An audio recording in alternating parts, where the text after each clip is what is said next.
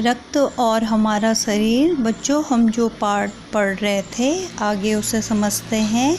आगे डॉक्टर दीदी बताती है कि सफ़ेद रक्त कण ही वास्तव में हमारे शरीर के वीर सिपाही होते हैं। रोगाणु शरीर पर धावा बोलने की कोशिश करते हैं और सफ़ेद कण उनसे डटकर मुकाबला करते हैं। तो जितने भी हमारे रोग होते हैं उनसे लड़ने के लिए सफ़ेद कण, रक्त कण हमारी मदद करते हैं। और वो दीवार हमारी जो शरीर के अंदर जो दीवारें रक्त वाहिका की कटी फटी दीवारों में मकड़ी के जाले के समान एक जाला बुन लेती है, जिसके कारण क्या होता है कि विषाणु इस जाले से चिपक जाते हैं और इस तरह दीवार में आई दरार भर जाती है, जिससे रक्त बाहर नहीं निकल पाता। तो हर रोग से लड़ने की क्षमता सफ़ेद रक्त कण हमें देते हैं। आगे दीदी बताती है कि हमारे लिए सबसे महत्वपूर्ण है सफ़ेद रक्त कण, जिसके कारण हमारे शरीर को ऊर्जा मिलती है और हम किसी भी रोग से लड़ने में समर्थ होते हैं। अनिल द्वारा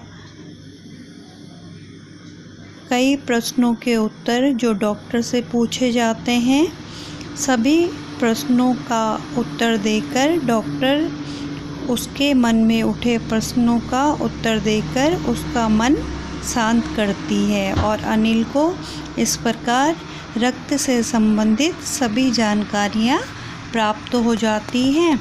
और अनिल को बहुत खुशी मिलती है कि वह डॉक्टर दीदी से मिला और उसे डॉक्टर दीदी ने इतनी महत्वपूर्ण जानकारी दी। आगे डॉक्टर बताती है कि ऐसी आपात स्थिति में जब ब्लड बैंक बनाए गए, प्रायः बड़े अस्पताल में हम इस तरह के बैंक होते हैं। दीदी यह भी बताती है कि कई लोग अपने खून को दूसरे के लिए दान करते हैं और वह दान कहाँ होता है? ब्लड बैंक में। ब्लड यानी रक्त, बैंक आप समझते हैं जहाँ जमा किया जाता है। तो वहाँ खून जो जहाँ इकट्ठा किया जाता है उसे क्या बोला जाता है? Blood bank. तो इस प्रकार हम जब भी अपना खून दान करते हैं उसे ब्लड बैंक इकट्ठा करता है और जहाँ भी ज़रूरत होती है ब्लड बैंक उसे देता है। आगे हम पढ़ेंगे कि ब्लड बैंक रक्त का भंडार सुरक्षित रखे, इसके लिए यह आवश्यक है कि हम समय समय पर रक्तदान करते रहें। दीदी ने कहा, क्या मैं भी रक्तदान कर सकता हूँ? दीदी क्या मैं भी रक्तदान कर सकता हूँ? ऐसा अनिल ने दीदी से पूछा। नहीं, अभी तुम बहुत छोटे हो। 18 वर्ष से अधिक उम्र वाले स्वस्थ व्यक्ति ही रक्तदान कर सकते हैं। साथ ही दीदी ने बताया कि अभी आप छोटे हो, जब आप 18 साल के हो जाओगे और स्वस्थ होगे वही व्यक्ति रक्तदान कर सकता है। एक समय में उसने लगभग 300 मिलीलीटर रक्त ही लिया जाता है और एक बार में सिर्फ व्यक्ति 300 मिलीलीटर रक्त दान कर सकता है या किसी को दे सकता है। प्रायः यह समझा जाता है कि रक्तदान करने से कमजोरी हो जाती है, किंतु यह विचार बिल्कुल निराधार है। निराधार माने जिसका कोई आधार न हो। मतलब हमें यह जो बताया जाता है कि रक्तदान से कमजोरी हो जाती है, यह विचार गलत है। हमारा शरीर इतना रक्त तो कुछ ही दिनों में बना लेता है। वैसे भी शरीर में लगभग 5 लीटर खून होता है।